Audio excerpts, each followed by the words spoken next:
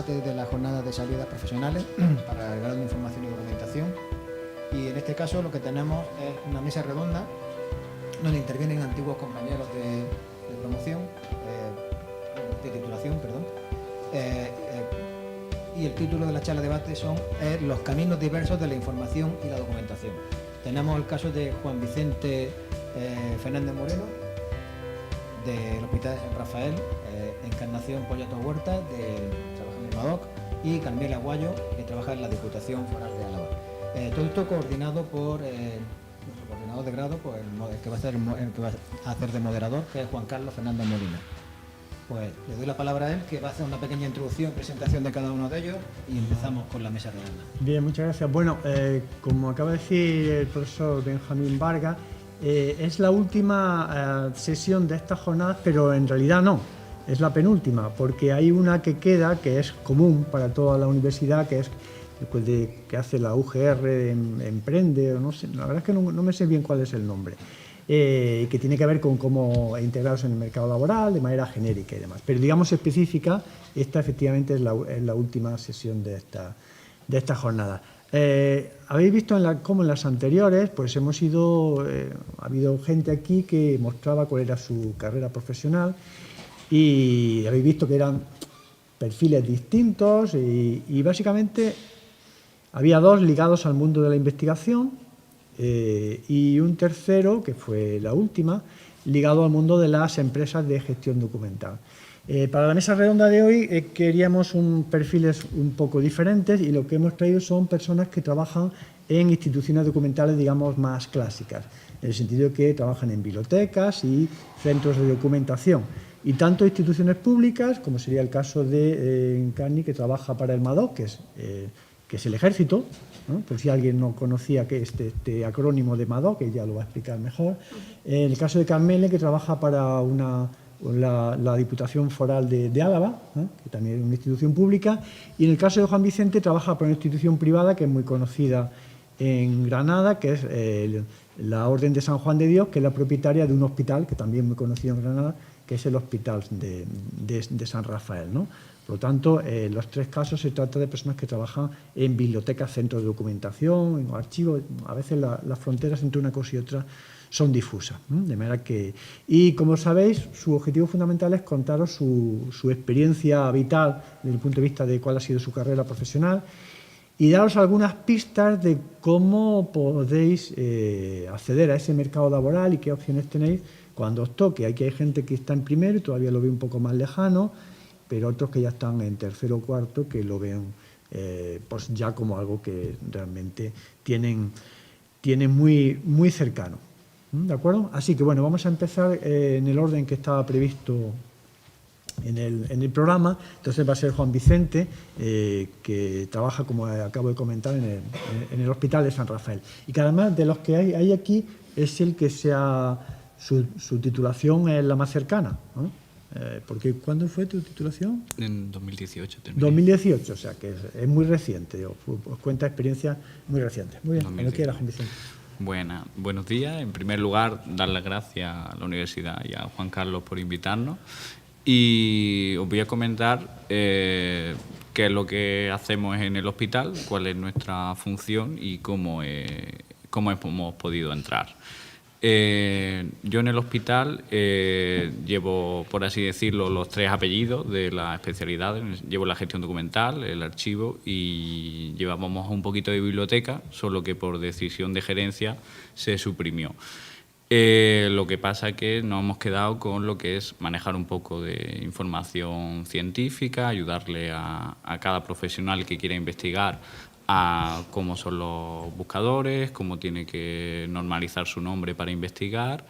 En la parte de gestión documental llevamos el archivo de historias clínicas y toda la documentación del hospital, mantener cada uno de los circuitos documentales, mantener la digitalización, estructurar toda la organización del archivo y en la parte de firma electrónica tenemos la parte de digitalización y de documentación. Al final, realmente os piden, realmente a mí me soltaron el archivo y me dijeron, tú eres el experto, en el sentido, desde la carrera, tienes que organizarlo todo. Entonces, tenéis una base muy importante en la carrera que la podéis usar para todo esto.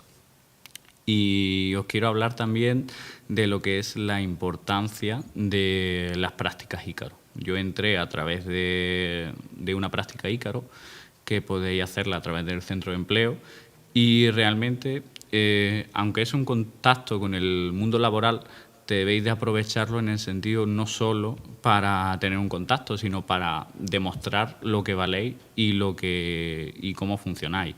¿Por qué? Porque cuando yo terminé las prácticas Ícaro, a mí me contrataron en el hospital porque se dieron cuenta que realmente les hacía falta un documentalista, un archivero y un bibliotecario. Al final hago un mix, realmente hago tareas de los 3 apellidos, por así como yo lo llamo, de la carrera, pero realmente se dieron cuenta que necesitan una persona especialista que les gestione la documentación y la información. Entonces, las prácticas Ícaro os va a dar una visión del mundo laboral, pero también os va a dar una baza, una herramienta para que le enseñéis al empresario que os va a contratar, a la empresa, a la institución, qué podéis aportarle. Y realmente es la mejor carta que vosotros tenéis de la carrera. Es decir, porque mucha gente no suele conocer qué hacemos o hasta dónde llegamos. Entonces, la mejor opción que os digo es que uséis todos los conocimientos que tenéis para poder aplicarlos en la empresa y decir, oye, esto es lo que puedo hacer por vosotros. Esto se gestiona mejor de esta manera, esto se gestiona mejor de esta otra. Y así podéis conseguir realmente un trabajo, que es realmente de lo nuestro. Y llevar por bandera, en el sentido, nuestra facultad y nuestra carrera, que realmente los 2 apellidos de la carrera no son muy conocidos, de gestión documental y archivos, más tira por biblioteca. Pero también podéis aportar en la parte de biblioteca y de información científica y de búsqueda científica. Al final yo lo que hago es un mix. Así que os animo a que os informéis en el centro de documentación y hagáis una beca Ícaro para poder ver el mundo laboral y ver cuántas opciones tenéis. Y nada más, en principio. Si Vale. queréis preguntarme. No hay problema. Bien, bien. Bueno, por ahora vamos a ir pasando la palabra a los 3 miembros y luego ya podemos hacer algún tipo de preguntas y un diálogo más abierto. Bueno, la siguiente en participar es Encarni Pollato, que como acabo de comentar trabaja en el MADOC, que es una institución que forma parte del Ejército, bueno, y ella va a explicar con más detalle. Buenos días a todos. Bueno, en primer lugar, igual que mi compañero, pues agradecer a la facultad que me haya invitado. Y bueno, comentaros, como bien ha dicho Juan Carlos, pues trabajo ya desde hace bastantes años como documentalista a cargo del Servicio de Documentación, que pertenece a la sección de gestión del conocimiento del MADOC, que es una institución del Ejército de Tierra que tiene su sede aquí en Granada.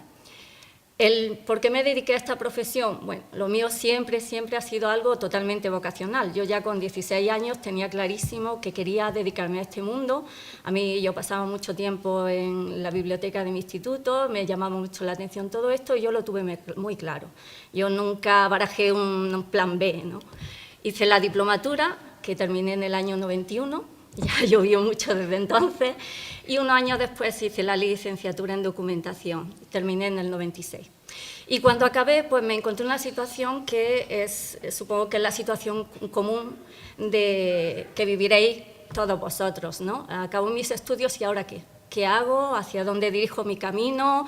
¿Me preparo una oposición? ¿Busco trabajo en una empresa? Bueno, yo tenía claro 2 cosas en ese momento. Primero, que la carrera me había dado una buena base, pero necesitaba seguir formándome. Nuestra profesión cambia, evoluciona, hay que mantenerse al día y para ser mejores profesionales. Entonces, pues yo fui haciendo cursos, asistía a congresos, etcétera. Para mí también era importante mejorar mi inglés y entonces también colaboré durante una serie de años en el diccionario del profesor Antonio Lozano.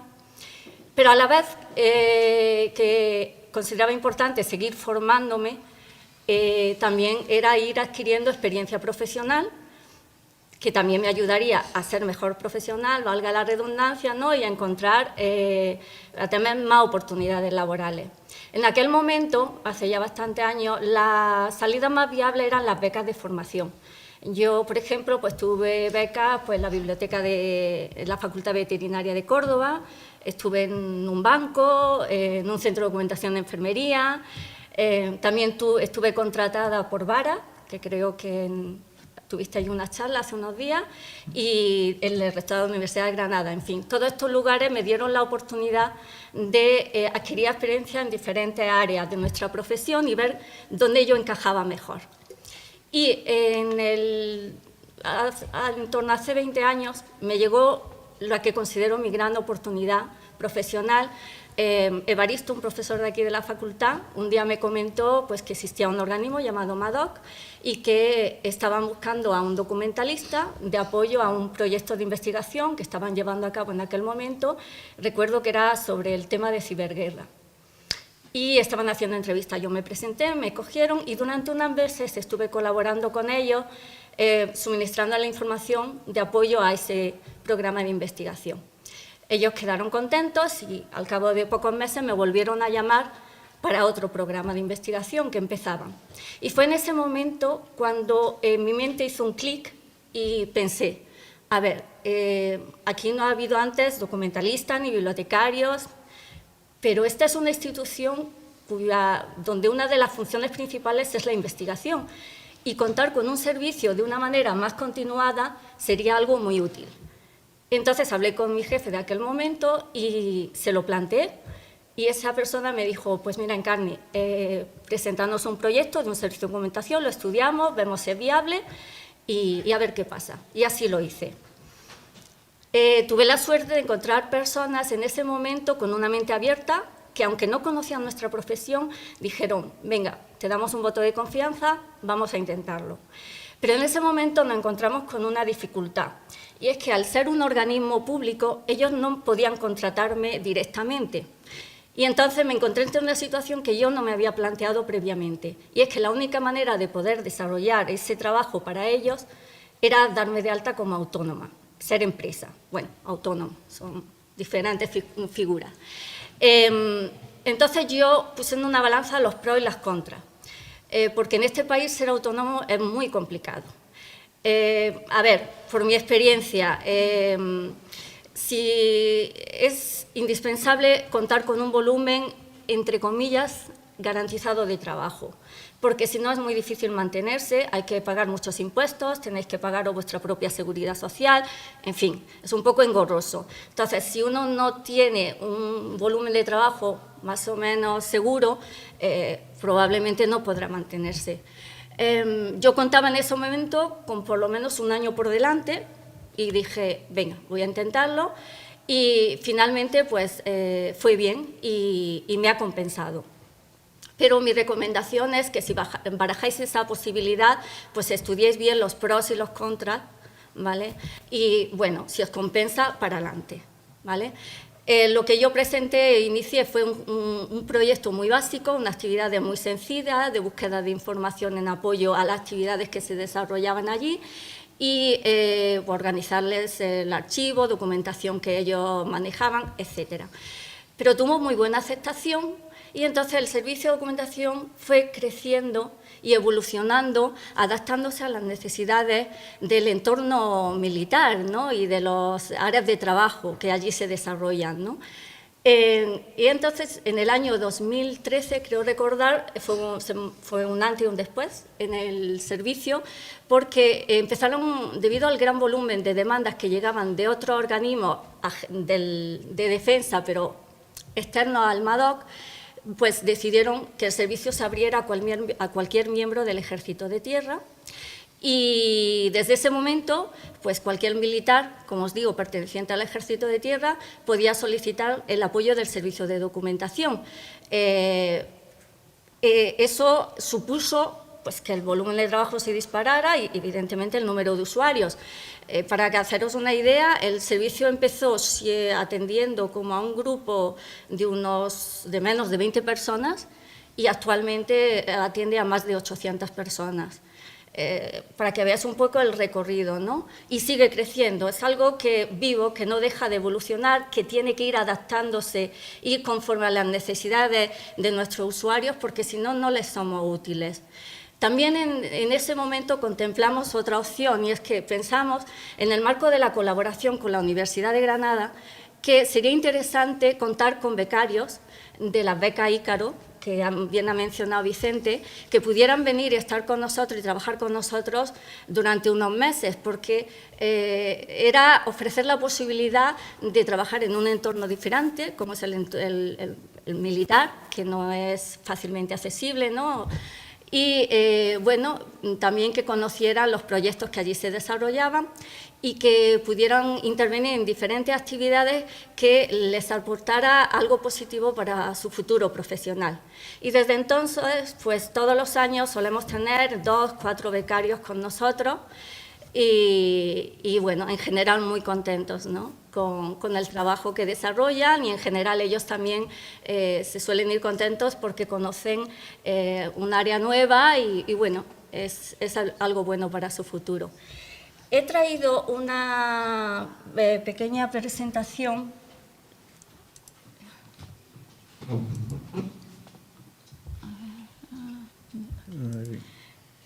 simplemente para que veáis cómo es hoy en día el servicio de documentación, ¿no?, cómo ha evolucionado y lo que a día de hoy, qué hacemos, qué servicios prestamos.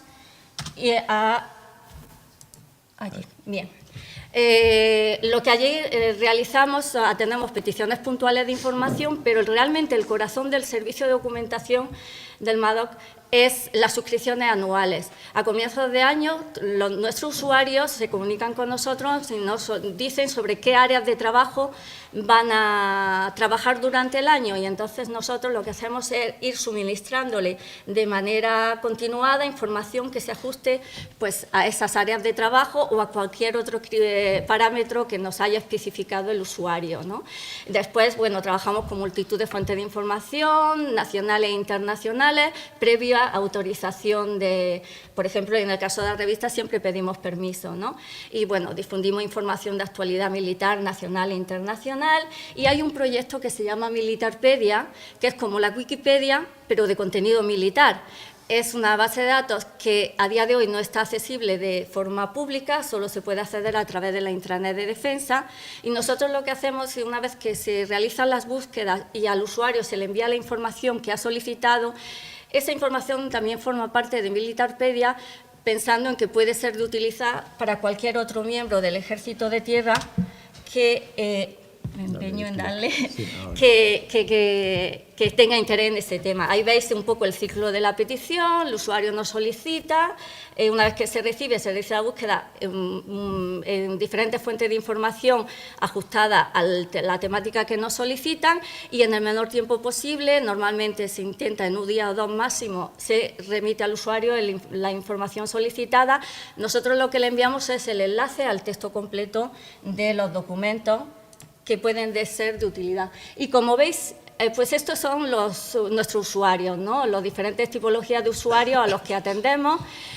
No solamente es personal militar que está en todo el territorio nacional, también atendemos a militares que están en misiones internacionales, personal militar nuestro que está en otros ejércitos o personal de otros ejércitos que vienen por un tiempo a trabajar en el nuestro.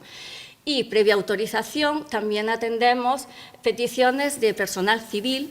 Por ejemplo, tenemos como usuario a diferentes profesores de la Universidad de Granada. Y como veis, pues un poco abajo es para qué utilizan la información que nosotros les suministramos.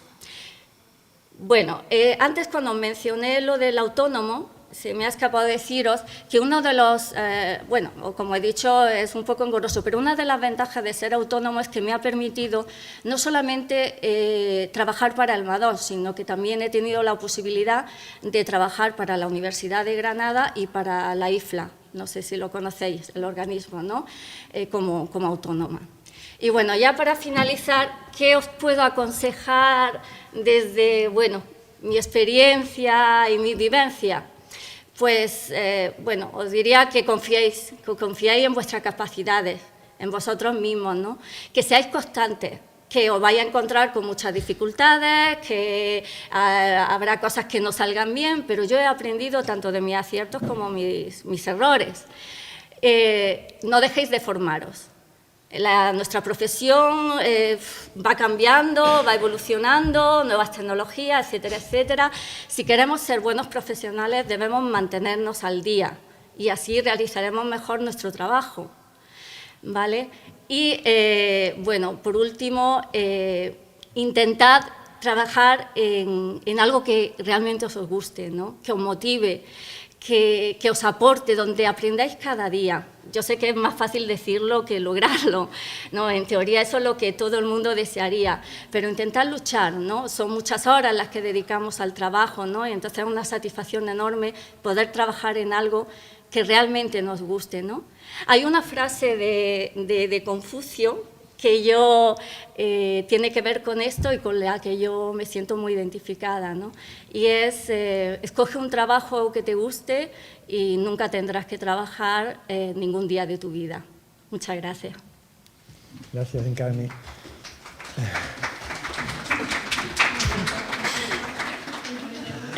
Bueno, pasamos la palabra ahora a Carmel, que va a explicar también su trayectoria y demás. Como quieras. Bueno, yo os voy a contar dos cosas, lo que pondría en el currículum y lo que no pondría en el currículum. Lo que pondría en el currículum y probablemente lo que me ha traído hoy aquí, pues es que yo me gradué en 2009, yo había estudiado historia antes, no lo había terminado, porque por increíble que os parezca, yo cuando elegí carrera sabía que las bibliotecas y los archivos me atraían, pero no tenía ni idea que existía la posibilidad de estudiar esta carrera.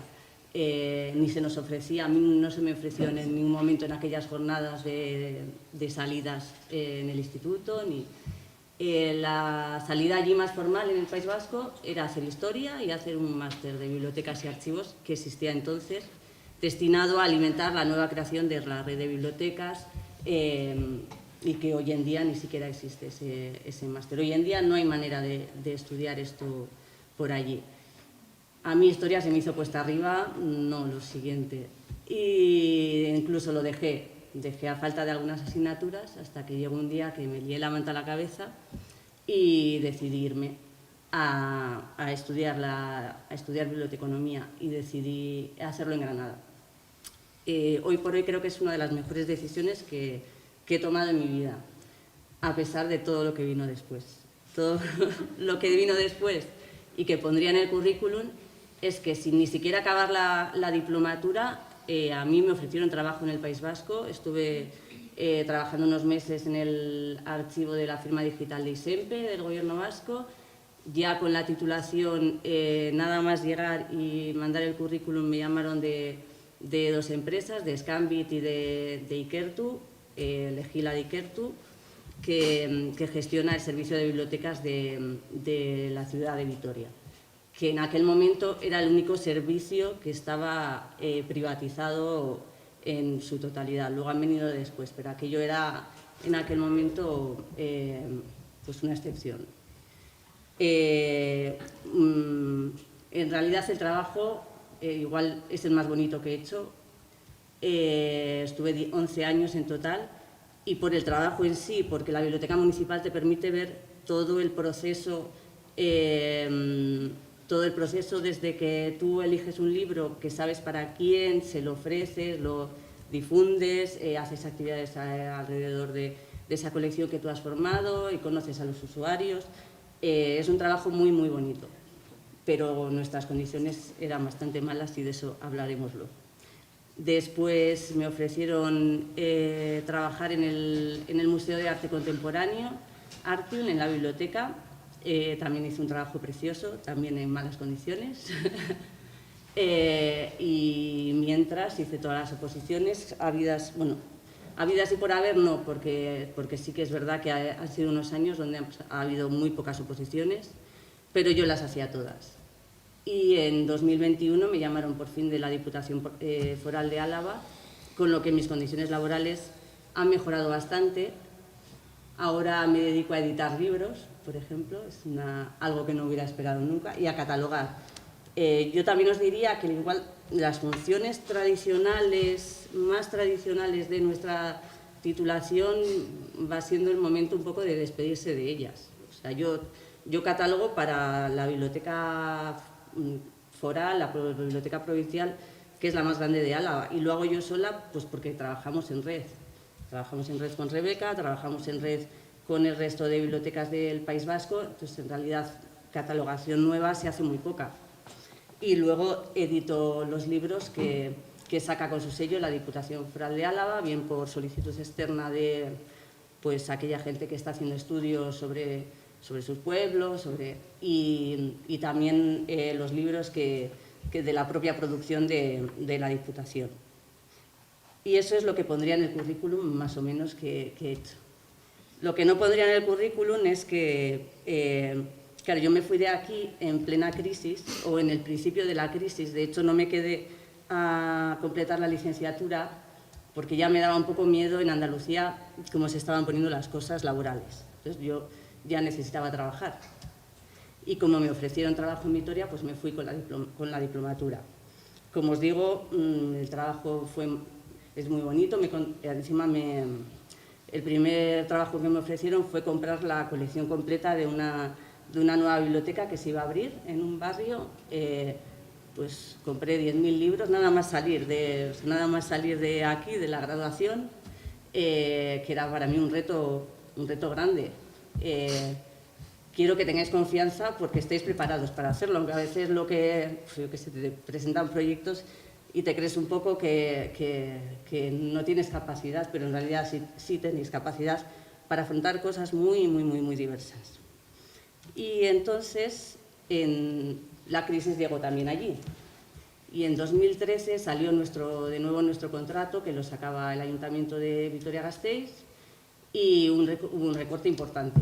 Nos recortaron horario, nos recortaron sueldo, nos recortaron de todo, hasta el punto que tuvimos que firmar que aceptábamos unas nuevas condiciones o teníamos la posibilidad de irnos con una indemnización. Esa es la forma más extrema de irse de un trabajo, que es que te vas porque las condiciones que tú firmaste cambian totalmente. Bueno, nos quedamos allí, pero un poco asustados, porque no teníamos ni idea de bajo qué condiciones, de quién decidía nuestras condiciones laborales.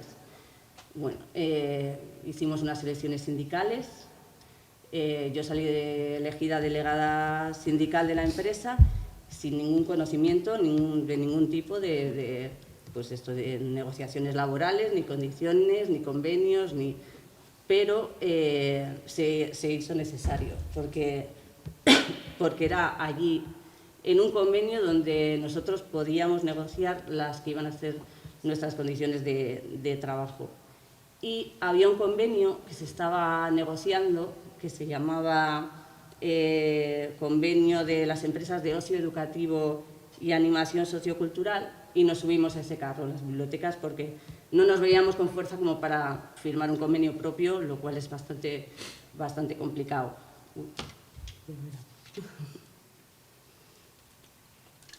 Lo quiero hacer muy rápido y no lo voy a hacer mal. Entonces nos subimos a ese carro. En el ámbito de ese convenio se sumaron las bibliotecas y ese era nuestro convenio. Pero cuando se anunció en la prensa local hay una cosa que a mí me enfadó muchísimo, que salió con el titular: los monitores de ocio y tiempo libre firman el primer convenio provincial. Claro, yo veía aquello y allí aquello a nosotros no nos representaba, nosotros éramos bibliotecarios. Y dije, bueno, tenemos que afrontar esto. Tenemos que conseguir que este convenio de alguna manera nos recoja. Y nos pusimos a negociar en el siguiente convenio unas categorías laborales, otro título de convenio, que no lo conseguimos, por supuesto. Sí conseguimos en el segundo convenio las categorías profesionales de bibliotecas. Mientras tanto, en la biblioteca Azcuna hicieron frente a una huelga de un mes. En la biblioteca Tabacalera, que no sé si os suena, estuvieron casi un año de huelga por sus condiciones laborales. En una biblioteca que se había abierto con un presupuesto brutal y era la biblioteca de creación, con bombo y platillo, y resulta que las gentes... Uy, me quedo sin... que la gente pues, se vio abocada a luchar por sus condiciones laborales, a amenazar con una huelga que acabó siendo un año de huelga. Entonces, en ALDE, no sé si os he dicho que también ahora mismo soy miembro de la Junta de ALDE, que es la Asociación Profesional de Bibliotecarios, Archiveros y Documentalistas del País Vasco. Hicimos una especie de congreso para hablar de esta nueva problemática. Uy, me quedo sin aire. Hicimos un congreso para hablar del nuevo problema que tenían las bibliotecas, porque las bibliotecas y los archivos siempre habían sido de gestión pública. Claro, y la contratación estaba entrando pues, con toda la fuerza y con toda la fuerza destructiva que tiene la subcontratación de servicios públicos. Y vimos claramente que aquello era un triángulo que tenía tres partes. Estábamos los trabajadores, estaba la administración y estaban las empresas. Porque siempre nos abocaban, la administración nos decía que teníamos que negociar nuestras condiciones con las empresas. Hablábamos con la empresa y nos decía que las reglas del juego las ponía la administración. Entonces, andábamos siempre perdidos en ese triángulo y dijimos, bueno, pues es hora de sentar a las tres partes del triángulo y ver qué pasa con esto. A la vez, Pesaviz, que supongo que también conocéis, y desde el Observatorio de la Profesión vieron la misma problemática y nos pidieron ayuda para poner en marcha un convenio estatal de bibliotecas y archivos. Y en ALDE lo estuvimos estudiando. Lo estuvimos estudiando hasta tal punto de que empezamos a hablar con los sindicatos mayoritarios. Con nuestra sorpresa, esto no sé si debía decirlo, que uno de los, bueno, pues sindicato no voy a decir, pero uno de los sindicatos mayoritarios, el secretario general, nos dijo que no veía viable un convenio para nosotros porque no éramos un sector económico. Entonces, aquello nos dejó bastante y dijimos, ¿cómo que no somos un sector económico? Comisiones obreras, ¿no? Sí. Sí, Unai Sordo nos dijo que no consideraba que fuéramos un sector económico. Entonces dijimos, ¿cómo que no? Vamos a demostrar que somos un sector económico. Pedimos ayuda a todas las asociaciones de bibliotecarios del Estado para ir a buscar a los portales de datos abiertos qué dinero se movía en contratos de bibliotecas, archivos, centros de documentación, etcétera, etcétera. Aquello era una tarea ingente, porque claro, nosotros, como somos una profesión transversal, que siempre la transversalidad es una palabra que se oye en esta facultad mucho, se oía en mis tiempos mucho, pues aquello resulta que luego es una losa a la hora de negociar condiciones profesionales, porque estamos repartidos por todos los lados. Y porque tenemos informáticos, porque tenemos convenios de informática, de oficinas y despachos, porque se contrata aquí un servicio sí de bibliotecas, pero allí otro de digitalización que no sabe si es informática, si... Bueno, vimos que sí que movíamos mucho dinero, pero que aquello era una tarea ingente, darle al señor Unai Sordo el volumen total. Y entonces en ALDE dijimos, esto hay que hacerlo de otra manera, vamos a hacerlo a nuestra manera, que es como conseguimos negociar en Vitoria nuestros convenios, que es sentando a todas las partes y diciendo, bueno, esto es bueno para todos porque los trabajadores necesitan una seguridad. Porque las empresas se enfrentan a un problema que al principio de las subcontrataciones no se enfrentaban, y es que les empiezan a faltar profesionales realmente formados. O sea, sí que tienen gente dispuesta a trabajar, pero la gente mejor formada y la gente va accediendo a las oposiciones, pues porque aquello lleva su ritmo, necesitas tus puntos y tal, pero están a falta de profesionales, se les van, los forman y se les van. Y entonces las empresas también les convenía tener un marco que les pudiera permitir dar a esa gente unas mejores condiciones, y la Administración tenía la obligación de apoyar en ese triángulo, pues por lo menos no poner obstáculos, no sacando contratos con bajadas temerarias o contratos que no permiten una contratación pues mínimamente digna, y así lo hicimos. Y no sé si os habréis enterado de que en Guipúzcoa se ha firmado el preacuerdo para el primer convenio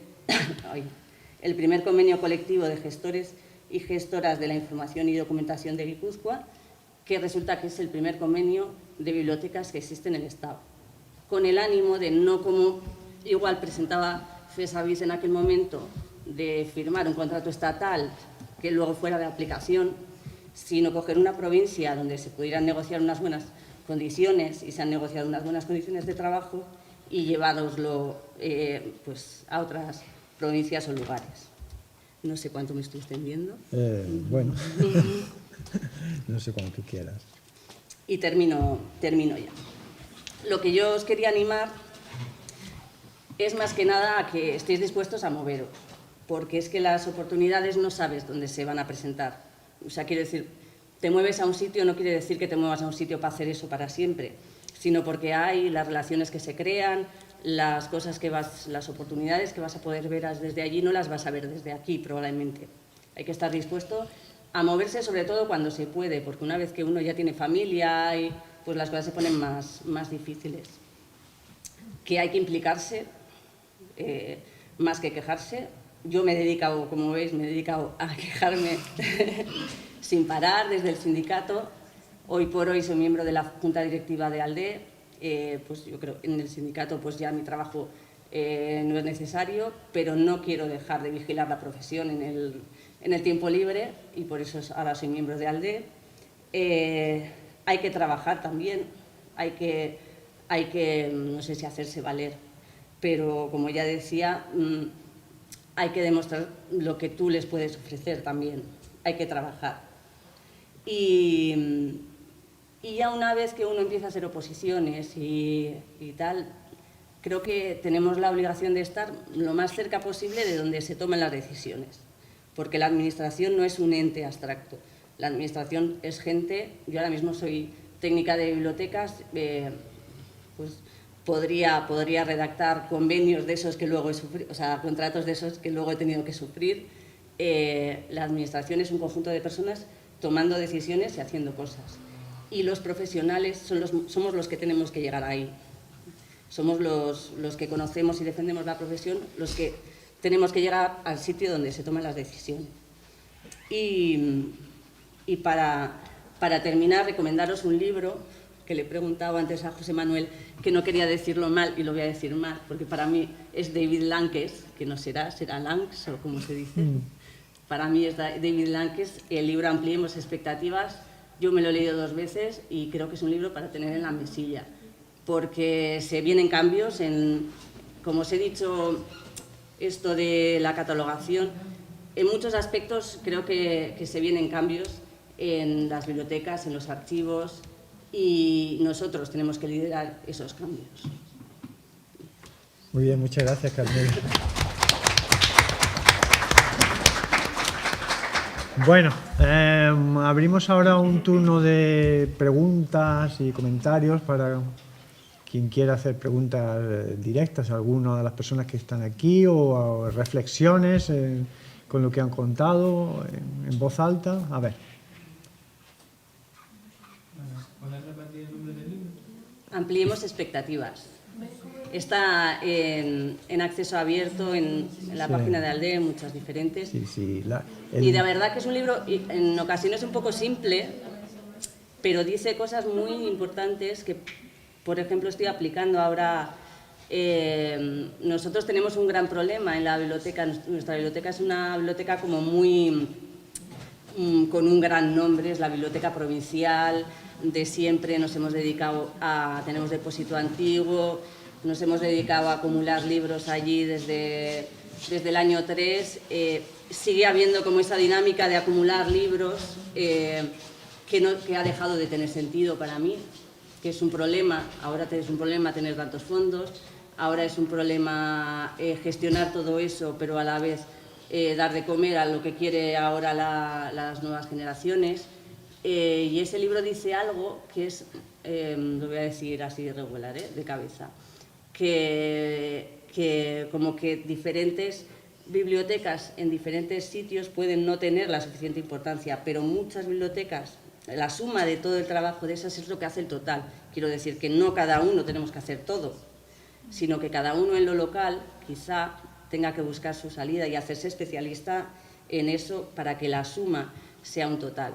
No hacer todas las bibliotecas lo mismo. Por eso yo creo que estamos en un gran punto de inflexión para las bibliotecas. ¿Qué decir para los archivos? Los archivos lo que pasa es que han ganado la batalla, yo creo, de la administración digital, que es algo que no han hecho las bibliotecas. Los archivos se han demostrado imprescindibles y ya está. Y en pocos años su estatus creo que ha cambiado bastante. Por eso, a mí este libro de verdad me gusta mucho. A ver. Es muy sencillo, además. A ver, ¿alguien quiere comentar algo, hacer alguna pregunta concreta o de algún tipo? Yo quiero hacerle una a Juan Vicente. Venga. Estoy interesado en la salida en documentación sanitaria, pero no sé exactamente lo que hay que hacer. Sé que hay un grado superior en documentación sanitaria, Sí. pero no sé si hay que hacerlo cuando terminamos la carrera o si no es necesario. Es complementario en el sentido. Yo lo hice después de terminar la carrera. Yo hice el FP en el último año, porque yo hice quinto realmente. Hice en quinto porque me quedaba un año de una asignatura y un TFG. Y dije, bueno, ¿qué hago por complementar mi formación? Porque es lo que ha comentado antes en Cani, que tenéis que estar siempre formando. Y como ya estaba trabajando en la parte de hospitales y de documentación clínica, ese FP no te va a dar, las bases ya las tienes, porque realmente cuando lo estudié vas a estar asimilando todo junto con la carrera. Lo que te va a dar la base en el sentido de los sanitarios, es decir, los conocimientos sanitarios, porque das fisiología, das anatomía, das terminología clínica y das diagnóstico. Lo que te hace es entender el trabajo, es decir, relacionarte. Porque al final vas a terminar relacionando lo que es las asignaturas de la carrera con el trabajo, en el sentido, te pongo un ejemplo, en nuestro trabajo tenemos un conjunto mínimo de base de datos, que es como una base de datos con toda la información clínica de los pacientes, una base de datos enorme, con todo. Y tú al final terminas codificándola. Pues al final lo que terminas asimilando es codificándola con una codificación, que vendríamos a hablar que es la Codificación Internacional de Diagnóstico, la CIE, que es exactamente igual que la CDU, que la daréis en la Organización del Conocimiento. Es exactamente igual, asignar a frases o a palabras, o a diagnóstico en este caso, un código. Y tú con esa información analizas todo ese conjunto de bases de datos, porque al final lo que nosotros hemos hecho es sacar un cuadro de mando en el cual desde documentación se le da al equipo directivo, dirección médica y administración, toda esa información. Pues ese FP te va a ser complementario. Te va a ser complementario para poder trabajar en esa rama, porque vas a entender realmente, vas a entender tu trabajo y los documentos con los que estás trabajando, que realmente no te haría falta, pero es un complemento muy bueno. Por la parte laboral, desgraciadamente, es más fácil que te contraten como técnico teniendo la carrera que como con la carrera. Te digo la realidad.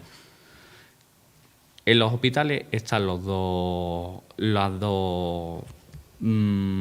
plazas, por así decirlo. Está técnico en gestión documental, técnico en documentación sanitaria, perdón, y técnico en gestión documental, biblioteca y archivo. En los hospitales están las dos, en los hospitales de Andalucía, estamos hablando, en todos los hospitales. ¿Qué pasa? Que, por ejemplo, en oposición han salido para técnico de gestión, es decir, para licenciados no sanitarios, han salido 3 plazas, para técnico han salido 38. Al final es más fácil entrar por ahí y luego subir, pero con todas las oposiciones. Realmente yo te aconsejaría que lo hicieras al terminar la carrera si te quieres especializar, porque realmente gente que se dedique a hospitales hay muy poquita. Hay gente que se dedique, y también te digo que cojas porque la empresa realmente no sabe lo que tú haces. Entonces lo que nosotros hemos hecho es decir, presentar el proyecto, desempolvar los apuntes. Es decir, yo tenía apuntes que lo ibas a quemar en San Juan y al final no los pude quemar. ¿Por qué? Porque llegaron y me dijeron, tienes que organizar el archivo. Pues me tuve que sacar gestión de documentación y tratamiento de fondos de archivo de Mercedes para poder estructurar el archivo. Después vino una obra en el archivo y tuve que sentarme con el ingeniero técnico a decirle qué temperaturas tenía que conservar la documentación, cuántas medidas tenía que tener la estantería y tuve que desempolvar planificación de Juan Carlos. Entonces, tenéis las herramientas. Realmente es darle un vuelto de tuerca, tenéis las herramientas y tenéis la base. Es decir, de ofrecerle vosotros a la empresa vuestro valor. Es decir, ofrecerle que ellos no van a pensar. Ellos van a seguir a la antigua usanza o utilizando antiguas herramientas. Y vosotros tenéis que hacer clic y decirle, presentarle proyectos o presentarle cosas como hemos ido haciendo nosotros y decirle, esto lo podéis hacer así. Nosotros empezamos en el archivo con una persona. Ahora vamos por 3. Comparado para un hospital privado que tiene 50 camas a un hospital público, Virgen de las Nieves, que tiene 500 o 600 y tiene las mismas personas en archivo. Realmente archivo, ¿qué pasa? Que se considera, como ha dicho Carmele, un gasto. Realmente la partida de presupuestaria de archivo es un gasto, que no te genera ingresos.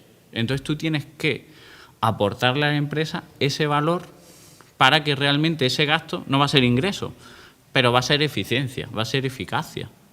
Entonces tenéis que ir planteando. Nosotros ahora este año hemos planteado un proyecto de archivo electrónico en el sentido de convertir, no pasar a digitalizar, sino directamente la firma electrónica, la firma holográfica y firmarlo todo en la tablet. Imagínate que tú vas al hospital y en vez de firmar los documentos del consentimiento, todos los documentos, los firmas en la tablet con el médico. Y ahí se queda todo. Y tú, desde tu aplicación, vas a poder acceder a tu documento y a tu informe. Es una transformación. Nos olvidamos de tener que digitalizar el papel, pero directamente lo hacemos digital. Esos proyectos tienen las herramientas en la carrera, tienen los profesores. Sé pesado. Me refiero, porque tienes las herramientas y te puedes mostrar y puedes practicar con programas con licencias universitarias que luego en lo privado vas a tener que justificar ese gasto para poder necesitar ese programa. Y aquí en la universidad tienes muchas licencias universitarias de muchos programas, o se pueden conseguir. Y finalmente pues te animo a que lo hagas. Es un complemento realmente. ¿Puedo hacer un inciso? Para que veáis cómo son las cosas. Por ejemplo, en el País Vasco es imprescindible esa FP para trabajar en gestionando expedientes en el sistema de salud. Para que veáis que a veces, por eso lo de moverse, porque si no veis salida realmente aquí, hay salidas más cerca. Igual, no os voy a animar a ir al País Vasco, que igual lo del idioma es un poco un hándicap en el trabajo público. Pero si tú sabes dónde quieres ir, tienes que ver, quiero llegar aquí, ¿qué hace falta para llegar ahí? O sea, a veces igual tú haces algo pensando que te lleva y no te lleva. Y si estás convencido de que quieres trabajar en eso, igual cerca tienes otras opciones. Y, por ejemplo, en el País Vasco es imprescindible esa FP. De hecho, pues probablemente porque no hay posibilidades de trabajarla, de estudiar el grado. Pero sí, para que veáis que las cosas cambian y que en cada sitio el tablero de juego cambia. Eso. Que depende de la comunidad a la que te vayas. Por ejemplo, en Andalucía tienes licenciado en documentación, técnico en gestión documental y luego el técnico en documentación sanitaria. En Castilla-La Mancha, en toda esa parte, solo tienes los técnicos, los FP, y por ejemplo en Murcia tienes el documentalista y luego el técnico en documentación sanitaria. Por ejemplo, el Virgen de las Nieves ha sacado ahora un par de ofertas de técnicos, de licenciados, no para la biblioteca, que ya tienen biblioteca y información científica, sino para la gestión documental. Porque al final el cambio que comentaba Carmele de los archivos y de tal, ahora los archiveros del archivo electrónico de la Administración Pública van a reconvertirse. En vez de ser archiveros, van a ser gestores documentales, porque todo va a ir por la Administración electrónica. Entonces se van a convertir, en vez de archiveros guardando documentación, van a guardar documentación digital. Entonces tenéis que ir mirando también esos cambios, como comenta ella. Hago un inciso, que estamos en un pleno cambio de paradigma y creo que tenéis la suerte de que estáis en la rampa ya casi de salida muchos de vosotros y y el cambio va a pillar de lleno. O sea, y va a haber demanda de este tipo de profesionales. O sea, que creo que por ese particular también suerte en este momento. Sí, fijaros, Una curiosidad, una cosa que ha dicho Carmele, los bibliotecarios entonces la administración pintamos un poco. ¿Que los bibliotecarios? Pintamos un poco, porque ahí has dicho tú que el factor ese importante de quien toma decisiones, no habéis llegado a estudiar, No pintamos tampoco, yo creo, ¿eh? pero fuera de los propios servicios de biblioteca hay muchos jefes de servicio que la procedencia sea bibliotecaria, que es donde estaría la clave, es decir, que tú al final tengas un jefe de servicio en Hacienda que cuando reparte el bacalao diga que la biblioteca tiene que estar aquí, ¿no? Mira, si te sirve de referencia para esto que he contado así todo corriendo y rápido, para conseguir incluir nuestras categorías, porque nosotros éramos todos auxiliares de biblioteca, hiciéramos lo que hiciéramos, pues igual hemos estado 3 años tocando puertas, hablando, convenciendo, oye, mira tú, esto no puede ser, oye, tenéis esta responsabilidad, y realmente hablando con los técnicos, de ahí subiendo, invitándoles a venir para que nos escuchen. O sea, ahí detrás hay muchísimo trabajo, pero un trabajo necesario y que da frutos. Os he contado todo esto más que nada para que veáis que da frutos, que no es llego al mercado laboral, joder, que injusto es todo, que mira, me ofrecen cobrar 600 euros. Te ofrecen cobrar 600 euros, denúncialo, vete a la Asociación de Bibliotecarios de Andalucía y diles que por favor públicamente denuncien que se está haciendo esto, porque la administración toma decisiones que inciden en el mercado y en la sociedad. Y eso es un poco, ¿no? De realmente la administración que siempre toma como un papel de estar al margen, no, tus decisiones están decidiendo luego las condiciones de esa gente en el mercado. A eso me refiero más que nada con lo de moverse. Que uno no se ve para liderar la lucha sindical el apoyo de las asociaciones es muy importante. ALDE, por ejemplo, ahora mismo tiene buena salud, pero ASNAVI, que es la Asociación de Bibliotecarios de Navarra, ha estado a punto de desaparecer. O sea, hicieron una junta el mes pasado extraordinaria porque estaban a punto de desaparecer y o salía gente dispuesta a afrontar la junta o cerraban la barraca. El apoyo también es necesario. Nos vamos a presentar como un sector, si tenemos una asociación fuerte, que vaya a hablar con la administración. Por eso os quería también contar los dos casos. Una cosa es una lucha laboral, que es la de los sindicatos, que yo me he tenido que poner al día de legislación laboral pura y dura, sin nada que ver con bibliotecas. Y por otro lado está ese trabajo de defensa de la profesión que hacen las asociaciones, que hace FESAVID, que hace el observatorio, y que es vital, que yo nunca era muy partidaria de las 1000 reuniones, de hablar de los 1000 documentos, y con el tiempo me he dado cuenta que todos esos documentos, la declaración de la IFLA, que todos esos documentos que se adoptan, que se firman, no sé si estáis puestos en los objetivos del desarrollo sostenible, pero ese último objetivo de las alianzas, conseguir esas alianzas y sacar esos documentos, es en los que luego tú te puedes basar para decir, no, esto es así porque lo pone aquí, porque lo ha dicho la IFLA o porque lo ha decidido la Unión Europea o porque tienes que es importante estar y apoyarles por lo menos. Mira, es que una cosa que a lo mejor alguno os está confundiendo es que en general todo el mundo piensa que en las instituciones públicas todo el mundo son funcionarios públicos que tienen su plaza con unas condiciones perfectamente preestablecidas, unos salarios que son mejores o peores, pero que son dignos en todos los casos. Y entonces esa idea de estabilidad de las administraciones públicas se está perdiendo en los últimos años por algo que ha contado Carmele y que yo no sé si alguno os habéis dado cuenta de cuál es el fondo del asunto. Y es que en lugar de unos determinados servicios públicos los proporciona esa institución pública con su propio personal, lo que hace es subcontratar a una empresa privada que lleva su propio personal al que contrata. Y claro, la clave en que está en que esa empresa subcontrata a personal y los contrata con unas condiciones de malas a pésimas en salario, y además, como suelen hacer en estas licitaciones, suelen hacer ofertas a la baja, es decir, para que le asigne ese servicio, lo que hace es que lo hacen por poco dinero. Pues contratan personal no cualificado y demás. Y que es lo que está comentando, que ya se encuentra con problemas porque no encuentran personal. Claro, y es ahí donde sí que solo puedes negociar laboralmente. O sea, si eso tiene un marco que dice, vale, yo saco este contrato, una empresa, yo me presento, pero hay un marco.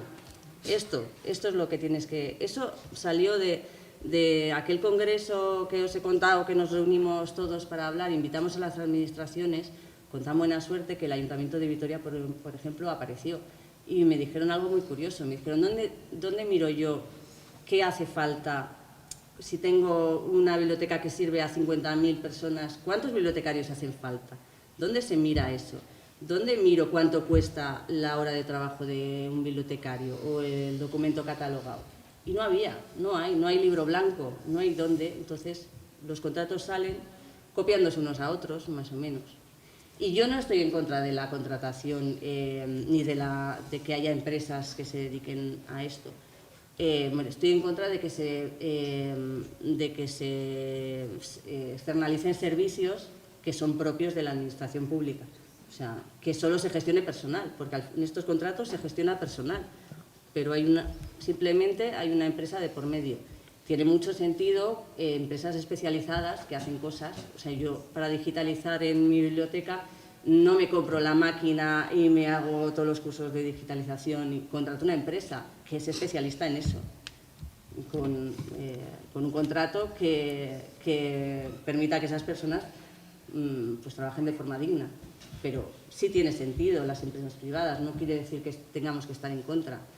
Pero lo de subcontratar servicios yo creo que es algo que tenemos que intentar parar porque al final es un beneficio privado de un servicio público y nos metemos en un arenal, ¿no?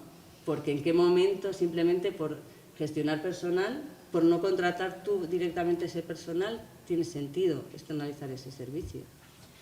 Hay caminos por en medio, por ejemplo, en San Sebastián, Donostia Cultura, ellos es una empresa pública, pero bueno, más o menos el estatus es asimilable al del funcionariado, pero ellos subcontratan los sábados, o sea, las horas fuera de lo normal, subcontratan las bajas, subcontratan, bueno, pues es un híbrido. O sea, hay muchas modalidades. Vais a ver que hay el tablero es curioso y hay muchas salidas, pero sí que hay muchas salidas, pero hay que vigilarlas. Bien, en fin, sí, Benjamín. No, siguiendo el comentario de Carmele, en una reunión que tuvimos hace 3 meses con Resavir, de la Red de Universidades de Información y Documentación, se comentaba precisamente ese problema que estaba hablando Carmele y hablaba el representante sindical, creo recordar que era de Comisiones Obreras en el País Vasco, y comentaba justo ese problema, y era que se subcontrataban los servicios de las bibliotecas a empresas, y empresas que eran tipo Eulen, donde finalmente se acababa pagando mal y poco a personal que estaba muy poco cualificado. Y entonces ellos venían a reivindicar eso en la propia asociación. Era una reunión que hubo de FESAVI, asistimos José Manuel y yo por videoconferencia. Sí, lo hacía así. Y tú estabas también, sí. Y bueno, venían a contar pues estas deficiencias, incluso hablaban también de porque esto ocurría también en el Congreso. El Congreso de los Diputados se contrata de la misma forma, se subcontrata de la misma forma, donde en la Biblioteca Nacional, todos los técnicos llegaban a cobrar menos, incluso que los limpiadores, que los servicios de limpieza, y trabajando muchas más horas. Entonces se nos pedía que tomáramos carta en el asunto también. Había una reunión donde aparecía la administración, la empresa, empleadores y representantes de la universidad. Y nosotros, desde la red de universidades, decíamos que podíamos hacer cosas, porque también decían que no formábamos de forma adecuada a la gente. Y nosotros decíamos que nos esforzábamos, como estamos diciendo, lo máximo posible, pero que somos lentos como un organismo de administración en movernos y en actualizar esos datos, pero que sí que vamos a comenzar, y de hecho lo estamos haciendo ya, a luchar porque eso pueda ser así, no solo a nivel local, bueno, o a nivel autonómico, sino incluso a nivel nacional. Creando la asociación, ahora ya tenemos ya casi a punto la asociación de la Red de Universidad de Información y Documentación para defender un colegio a nivel nacional y defender todas las cosas. Que también será Yo no creo que se forme mal, ¿eh? Yo creo que el campo es tan amplio que es imposible. Sí. O sea, tú no vas a salir de aquí catalogando perfectamente. Hasta que no te pongas y has hecho 500 libros, no vas a catalogar bien. Y luego te vendrá otra a catalogar una foto y dirás cómo. Y le tienes que poner, informarte y... No hay ningún... Todo lo que decía en Carni, es que no tienes que parar de formarte. Nunca. Es una formación media que luego tú tienes que especializar. Sí, yo llevo 30 años de profesión, entonces evidentemente cuando yo salí no tiene nada que ver con lo que hoy en día, bueno, hay cosas que todavía se mantienen en el tiempo, pero bueno, la profesión ha evolucionado y ha cambiado de una manera vertiginosa, ¿no? Entonces, claro, si yo me hubiera quedado anclada en aquel momento, pues realmente no sería útil para nadie, ¿no? Entonces, por eso es tan importante, y os lo digo en primera persona, ¿no? El seguir formándose, el seguir leyendo, el seguir asistiendo a cursos, a congresos, hablando con otros profesionales, etcétera, y manteniéndose al día, porque es vital para poder desempeñar mejor nuestro trabajo, ¿no? Entonces, para mí ha sido clave, pero lo sigue siendo. Yo llevo 30 años y sigo aprendiendo. Yo cada día aprendo y seguiré aprendiendo. Yo, de hecho, estoy matriculada ahora mismo en la Universidad de León. Para hacer el grado. Claro, sí, como es online, puedes hacerlo. Sí. A ver, por ahí había una mano, creo, ¿no? Sí, a mí me gustaría plantear dos preguntas. Una de Carmele, porque comentaba en tu trayectoria laboral que habías estado en el Museo de Arte Contemporáneo. Y me gustaría saber cómo está el panorama en museo en cuanto a archivística, gestión y demás. Pues depende muchísimo de lo que ese museo se implique con la biblioteca. Y esa es mi experiencia. Yo no estuve mucho tiempo y por lo que sé de ellas y por lo que vi, esa biblioteca en concreto disfrutó de un tiempo de gloria. Se abrió muchísimo a la población. Fue una manera de atraer porque el arte contemporáneo no deja de ser difícil para la población en general. Fue las actividades que hacían, online y presenciales, el hecho de que existiera esa biblioteca, fue una manera de atraer gente al museo. Cambió la dirección y cambiaron los parámetros. La biblioteca se convirtió para uso más que nada interno, para uso de los profesionales del museo, que es necesaria. Entonces depende un poco de cómo vea esa institución, esa biblioteca. Pues depende mucho. De las dos formas el trabajo es súper bonito. Claro, esa biblioteca necesita documentar su colección, necesita contextualizar su colección, es de los trabajadores, de hecho, la usan, yo qué sé, la biblioteca del Reina Sofía, por ejemplo, también está abierta al público en general. Depende de la institución, pero me parece, yo lo disfruté un montón. Y es difícil, claro, porque te tienes que hacer con el ámbito. Pero bueno, eso en todos los lados. Si llegas al ámbito de la sanidad, te tienes que hacer con el ámbito. Pero bueno, eso hay que implicarse con lo que yo en el tiempo que estaba allí, pues el arte contemporáneo fue mi gran pasión. Es un trabajo muy bonito el de las bibliotecas de museo. Me parece muy, muy bonito.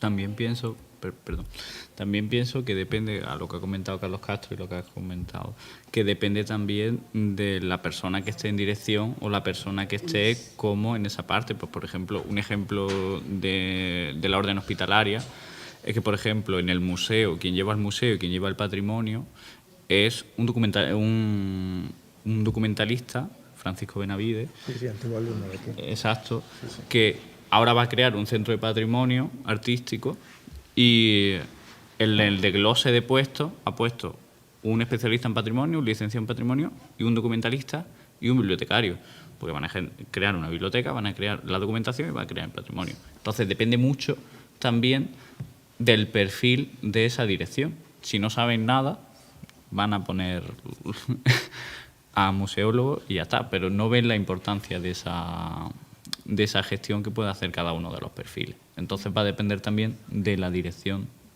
de ese museo. Cristina quería hacer otra pregunta, venga. Y esta era con respecto a la Ícaro, que comentaba tanto Juan Vicente como Encarni, que son dos diferentes vías. Una era la Ícaro por el sector privado y otra por el público. Y era pues conocer cómo está a la hora de incorporar becarios nuevos, en plan, de formación que están intentando meterse en el mercado, que si están abiertos a incorporaciones nuevas o si aún son reticentes. Mira, contesto yo. Bueno, a ver, en el caso del MADOC, nosotros lo que buscábamos es ofrecer una oportunidad laboral en un entorno diferente, donde se desarrollan proyectos, no digo diferentes, ¿no? Bueno, hay algunas cosas internas que solo se pueden conocer si estás dentro, ¿no?, de la institución, pero lo que queríamos es aportar, ¿no?, algo positivo, una experiencia positiva de cara al futuro profesional de esa persona, ¿no? Yo lo que me negaba es a lo que he oído muchas veces, ¿no? Un becario que han estado en X sitio y le han puesto a hacer fotocopias y dice, es que me he ido de ahí, no he aprendido nada, yo no me ha servido de nada. Entonces, a ver, nuestro objetivo es que aprenda, ¿no?, que la persona pues haga cosas diferentes, pero todo en positivo, aportándoles. Nosotros abrimos varias convocatorias. De hecho, pues eso, si alguien está interesado en trabajar o conocer lo que es el trabajo dentro de un entorno militar, que es un entorno muy desconocido para la gente y que sorprende muchísimo. De hecho, bueno, no voy a señalar, entre vosotros está una becaria que en este momento está con nosotros. Y bueno, y esperando que sea positivo, ¿no?, este tiempo que está colaborando con nosotros, ¿no? Pero es un entorno diferente, es algo que creemos que es algo positivo. ¿Qué ocurre después? Desgraciadamente, como os digo, ellos, donde yo estoy, no tienen la posibilidad después de decir te contrato. A día de hoy, pero son temas legales, ¿no? No pueden hacer eso. Lo que hacemos es, bueno, aportar unos conocimientos que puedan servirle para el futuro de esa persona. Hay personas que una vez que han conocido, después han decidido hacer su trabajo de fin de grado sobre una temática de algún proyecto interno que estamos desarrollando y bueno, normalmente la opinión es que ha sido positivo y que les ha servido. También nosotros después le damos una carta de recomendación, en fin, para su currículum, buscando que les ayude, ¿no?, en su futuro y evidentemente si en algún momento nos necesitan para algo en lo que podemos ayudar, pues ahí estaremos. Entonces, aprovecho para animaros, si alguien siente curiosidad por conocer ese entorno y el trabajo que se desarrolla dentro de ese entorno, pues que sepáis que nosotros pues sacamos varias convocatorias al año para estudios de documentación y que estaremos encantados de recibiros. Yo hice una de las prácticas, Ícaro, la parte interna la hice en el MADOC y guardo muy bien recuerdo. Me alegro.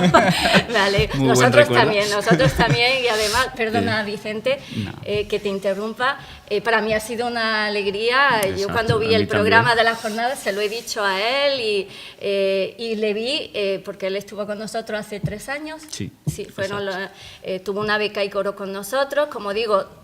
Desgraciadamente da mucho coraje porque hay gente muy válida, que cuando llega el momento te da mucho coraje que se tengan que marchar, pero bueno, no, en este momento no tenemos otra alternativa, ¿no? Pero después nos da mucha alegría, ¿no?, cuando conocemos que esa persona, pues bueno, como Vicente, pues ahí está, se ha afianzado en un buen puesto de trabajo, está contento, por lo que veo está desarrollando un gran trabajo y bueno, y contentos de haber aportado un granito de arena en su trayectoria. O un saco. No, un saco. Pero no, sí, son bastante interesantes. También quiero hacer una diferencia porque lo de Encarni, el problema es que es una entidad pública, entonces una institución pública que está mucho más limitada. Yo vengo de la empresa privada, realmente la empresa privada tiene mucha más facilidad. Yo realmente en el hospital, al ser un hospital privado, una empresa privada, pude entrar de Ícaro. Yo hice la Ícaro externa y al terminar me contrataron. Y de hecho tenemos una alumna contratada, hizo las prácticas de aquí de vuestra carrera, que sigue siendo alumna, y la hemos contratado y sigue contratada.